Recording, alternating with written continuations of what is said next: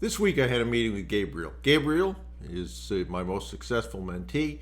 He's also the first inductee into the Bruce Whipple pantheon. I would encourage you to go over to brucewhipplepantheon.com, watch that interview. There are a lot of lessons learned, and you can learn from that as well. But I wanted to pass on some of the things that I've taken away from the time that I've mentored Gabriel. Things that he's done, things that he has not done, which are equally important towards success when you think about it.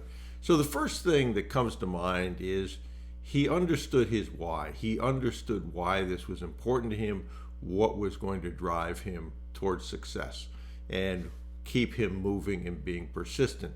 Why is that important? Well, one of the reasons is an awful lot of people end up doing this process and not realizing that while the process itself is simple, emotionally this is a hard process. You'll deal with rejection, you'll deal with things that don't work out. But if your why is strong enough, your reason for doing this, you'll push forward when others will throw in the towel and quit. And let me give you an example of that. I started working with Gabriel in 2019, just prior to the pandemic. His initial outreach was by letters. That worked great. He had, however, taken the steps ahead of that to learn what to do. I mentored him. He went through the courses. He knew the steps. He followed the steps, and he took action.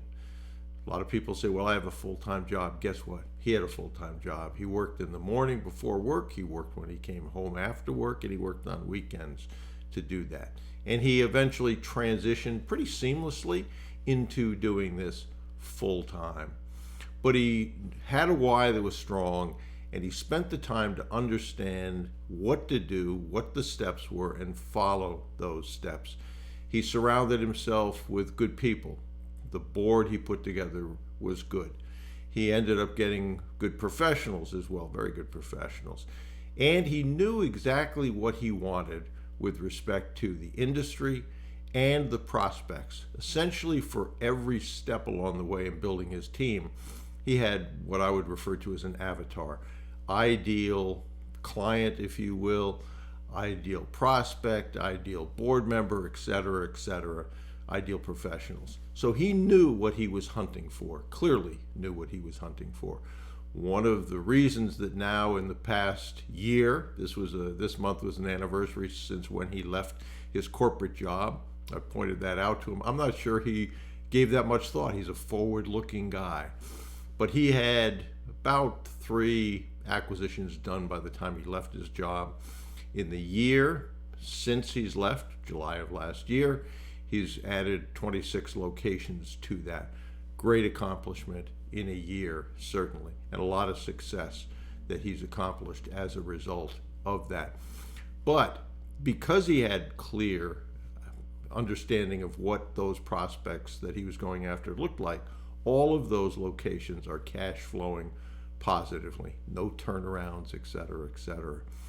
But one of the things that's so important on the why is what purpose does that serve? What purpose does it serve to have a really strong why? Basically a desire.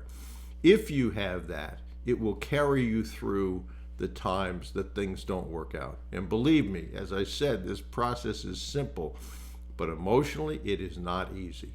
And so you may look at Gabriel's success and say, well, that was easy for him for some reason. I don't know why you would say that, but let's say you said that. Think about his journey. We started working together prior to the pandemic, 2019. We then went through a process whereby he got his board together, did outreach. He did that primarily through letters. His connection rate on letters was crazy good for whatever reason. If you ask me, if you ask him, both of us will tell you the same thing. We don't know why it worked so well. It just did. Then as the pandemic came through, he ended up having those letters that pulled tremendously well, not pull for a year. He also had 14 LOIs that he had secured. Every one of those evaporated. And sit and think about yourself for a second. Think about the success he has now, but think about what he went through to get to this point. Truth be told, if you had 14 LOIs that blew up in your face, how many of you would continue? The answer is usually not very many. That's why the why is so strong.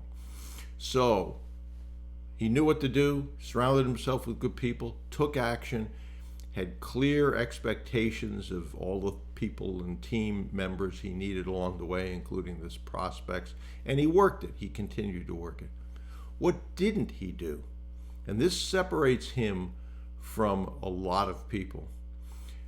I was raised this same way. I was raised by a mother, stiff upper lip Brit, don't complain, just move forward, work the problem, but stiff upper lip, no whining. He's the same way. During that time that he lost 14 LOIs, during the time that the letters didn't work, we focused on what to do. We didn't focus on, oh, poor me, all my LOIs blew up, I guess this isn't for me. And I've never once heard him complain to me. One of my mentors said the same thing about me in the time that we've been together. I never once heard Bruce complain. And so I would ask you to watch yourself talk, focus on going forward, and to do that. Again, go over to brucewhipplepantheon.com, listen to his interview. There's a lot of lessons there. But I pointed out to him and sent him this week something that I said, pin up on the wall when you're going through tough times. Pin it on the wall, use it in your affirmations. And I want to read it to you. It's from Napoleon Hill's Law of Success. I am convinced that failure is nature's plan through which she hurdle jumps men of destiny and prepares them to do their work. Failure is nature's crucible in which she burns the dross from the human heart and so purifies the metal of the man that it can stand the test of hard usage.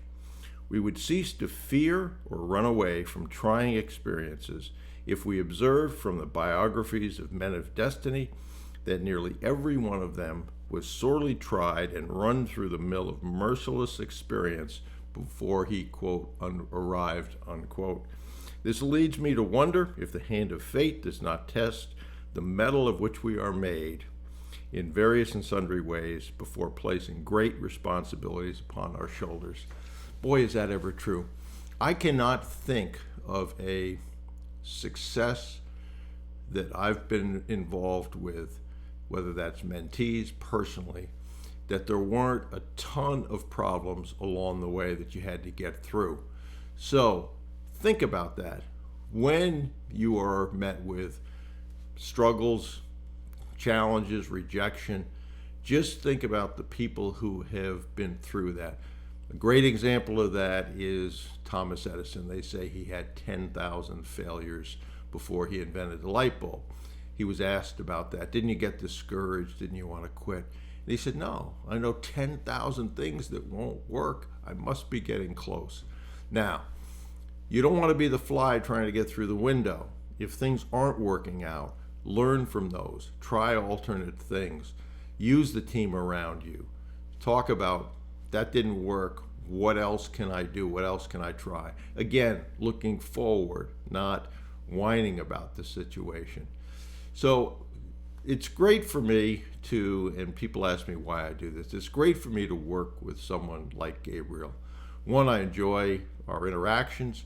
Two, he's a bright guy. He takes action. He's had success. He listens, he implements, he uses the team members around him. One of the things that, again, people say, well, it might be easy for him. Think about this. When he got to his first board meeting, the night before that board meeting, his chairman suggested something that was not in the criteria that Gabriel set for board members. And Gabriel wasn't going to do what that chairman told him to do. And his chairman resigned the night before the meeting. Most people would have canceled the meeting.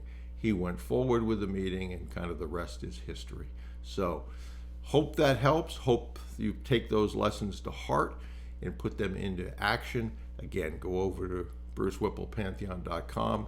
You'll see that interview. You'll learn more.